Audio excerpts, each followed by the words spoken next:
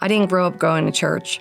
My parents believed in God, but it wasn't something we often discussed. I spent all my teenage years living without faith while battling depression and turning to drugs and alcohol. I could never get the answers I needed to questions like, what about the people that never heard about Jesus? And if two people of the same sex love each other, why is that wrong? I had so many other questions. The Old Testament really threw me for a loop every time I did look for the answers, but I never searched hard for the answers. I never asked God directly to help me understand.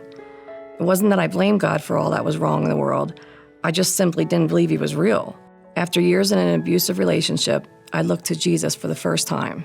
I joined a church, and for the first time in my life, I felt the presence of Jesus. I was on fire with faith, only to end up discovering that the church was teaching false doctrine.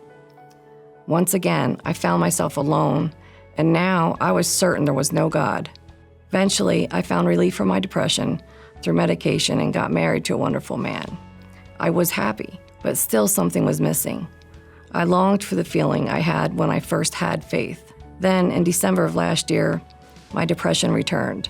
It grew stronger and stronger until thoughts of suicide would enter my mind. After 5 months of a losing battle, I was lying in bed, and I begged Jesus for help. I asked him, if he was real, would he please come and help me? Like that verse that says, Lord, I believe, help my unbelief. At that time, I was bedridden. I was plagued with crippling fatigue. But the very next morning, I woke up and I felt better. I had energy.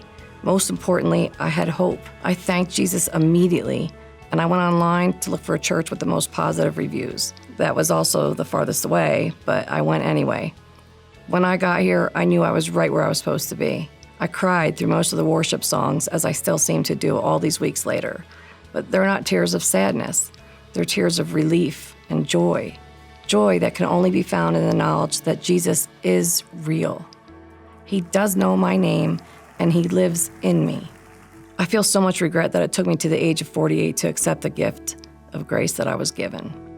I can only imagine how different my life would have been. But as my faith continues to grow, I'm overwhelmed by peace and gratefulness. I now know that Jesus was always with me. I can look back and see all the many times he was calling to me. I just had to listen. When I listen to the song, I Can Only Imagine, it feels as though I wrote that song myself, and I feel such an inner peace, knowing in my heart and soul that I will one day stand before him.